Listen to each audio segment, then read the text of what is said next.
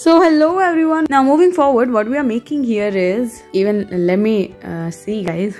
Okay, so this one, initially I thought we are making what do you call it, a starfish, but it is actually not the starfish. What we are making here is a flower, and you can actually make few of them and make a bouquet out of them and gift it to the person you love, so that your love will increase, guys. Trust me. Why? Because making things for the people you love is something very different, and if you just buy them, that will be like, okay, you're just spending money. But if you make something, so you're actually giving them your time, and in today's world you all know that time is so precious. Okay guys, so while your today's gyan was all over, okay, so we are making this colorful band, I don't know for. Okay, so your favorite caterpillar is all done and he looks quite colorful.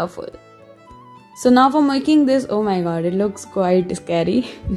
Okay, but whatever. So to make this, all you have to do is roll and roll and roll. Okay, that's what I can tell you. Now this is what we are making, the eyes, and then just paste them like the way we did here, and it's all done. So don't you think it was so easy to make them? And done.